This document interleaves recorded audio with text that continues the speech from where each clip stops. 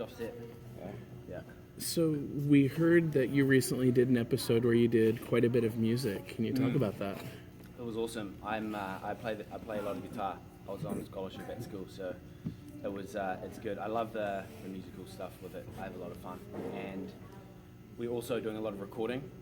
So every couple of weeks we go into a studio and we start recording, which is awesome because I've never really gotten the opportunity to do that. So it's been amazing. I'm lucky. Is there a particular episode that you've already filmed that you're excited for fans to see music-wise? A music-wise one, episode 6. Episode 6 for the variety show. There's a lot of cool music in that. Really cool. I'm serious. It's going to be good. What was sort of your first encounter with Archie Comics? Was it as a kid? Was it to get this job? What? My first encounter would have been receiving the audition sides and the script. I read the script before I went into the audition. I didn't know anything about it, so I researched it, and I called my dad and asked him because I knew he kind of read them, and he told me about them, and he filled me in, and then I went in there knowing a bit more. So did your dad prefer Betty or Veronica? I still haven't asked him yet. That's a good question. I got to call him. Was there any skepticism when you started reading the comics? Because what the comics are classically versus what they are even now and what you guys are doing with Riverdale, sort of three different things. So. Yeah, I think our show is most similar to the recent adaptation by Mark Waid and Fiona Staples.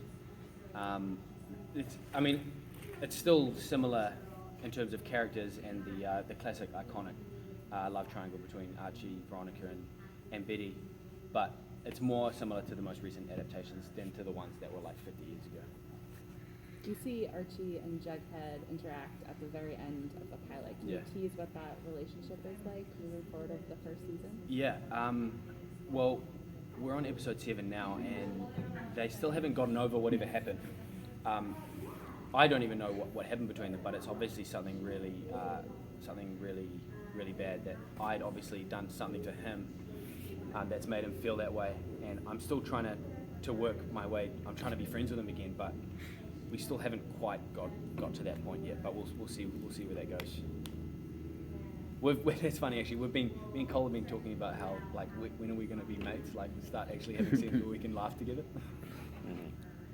Obviously, in the pilot, you got a lot of kind of quiet, nonverbal acting. There was a lot of staring off into space and being sad. Yeah. Is it exciting to kind of take that character that you've got connected with emotionally and move into a thing where he's able to do a little bit more? Yeah, it is exciting. It was. It's good that you say that. Like the pilot was really.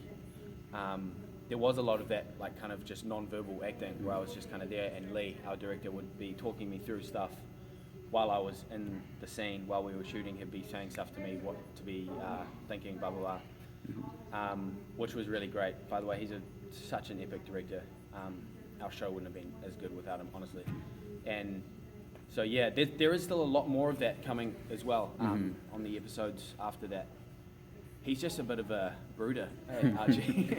On the CW? A lot of time in his head. Could you talk a little bit about his relationship with his father? I'm not sure what that is. Well, in the pilot, obviously he's torn between football and music, and his old man wants him to play football, but Archie reckons he's going to be this really awesome musician, and he, in the second episode, and we can still see him kind of wanting to decide. He's really indecisive. He doesn't know what he wants, and then his dad actually comes to terms with everything, and he realizes that it doesn't really matter what he wants, is what I want. And so you see what he does decide to do, and what he lets go of,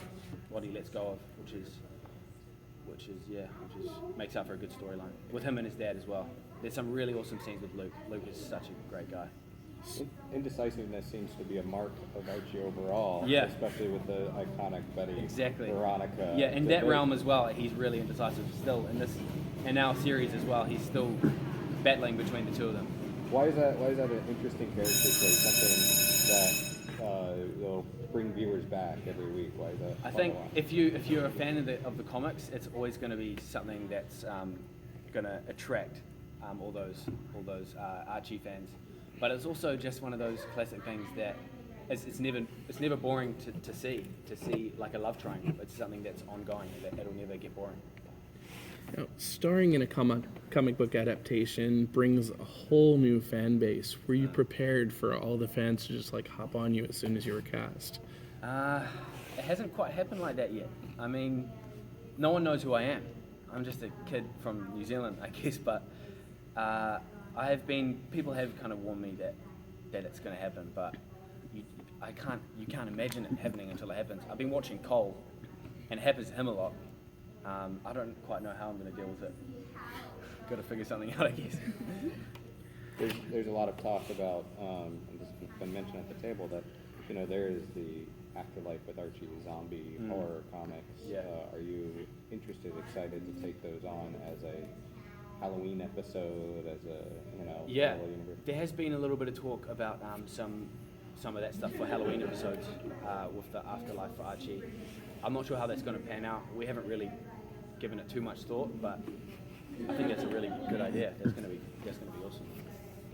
We just spoke to Ashley, obviously. Yeah. Can you tease a little bit about the relationship between Archie and Josie and how that plays out moving forward? Yeah, Archie and Josie. Archie really loves. He really admires the Pussycats and Josie and her musical talent, because he's like an aspiring musician and he wants to get better as well. And he kind of tries to start hanging out with her, but she doesn't really.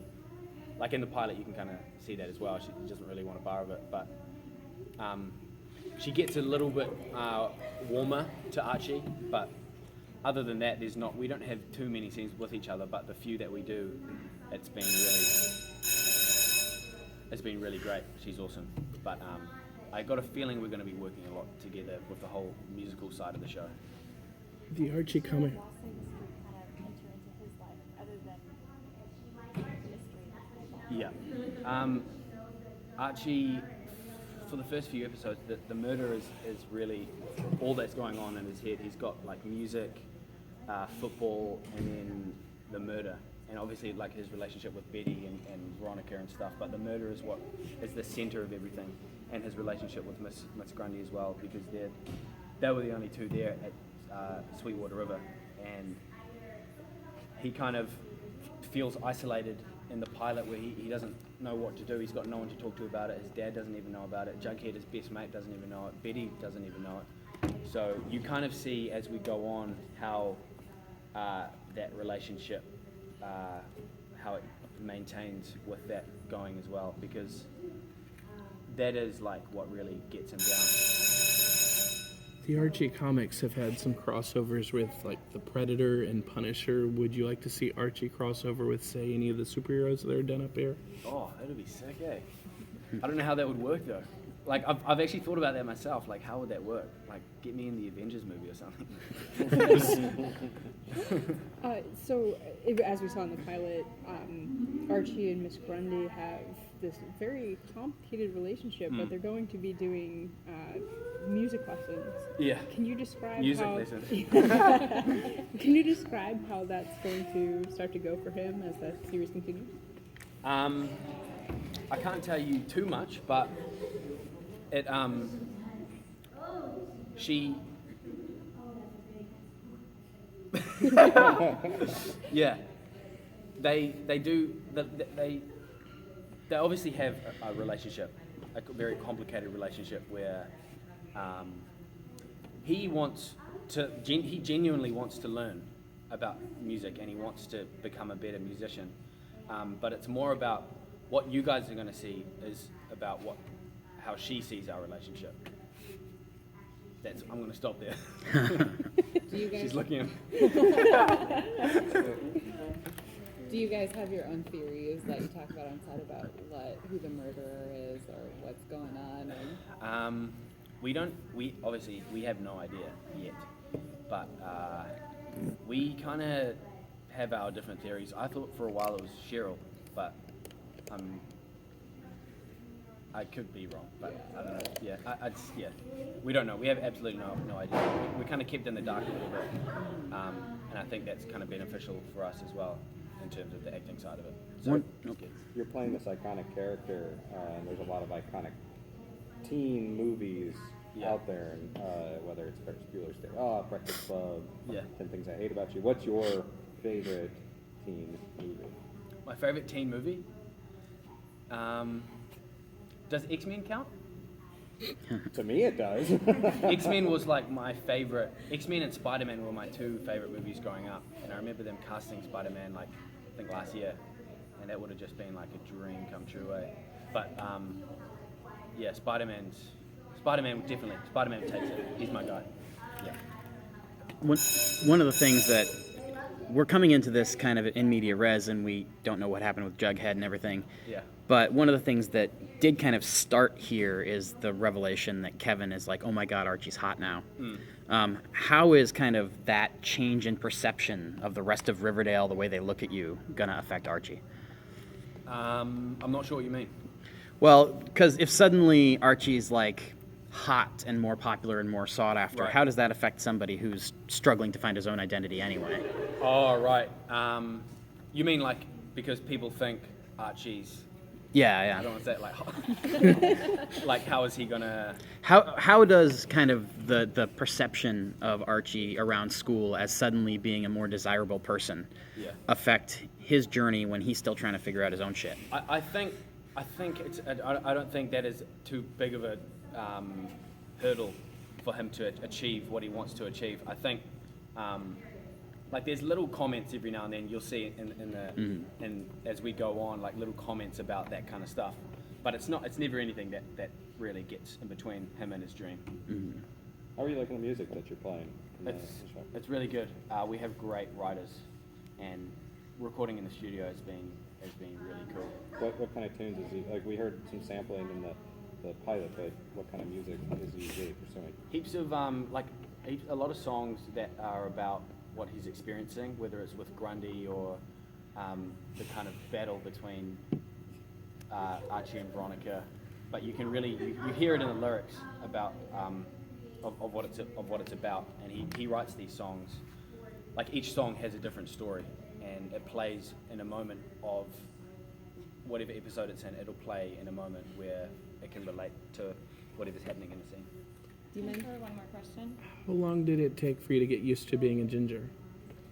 Oh, it took me. I'm still getting used to it. I mean, no, I'm used to it now. But when I first got it dyed and I looked in the mirror, I didn't want to look in the mirror anymore. It was hard, but it's good now. I like it. All right, guys. Okay, thank you. Thanks.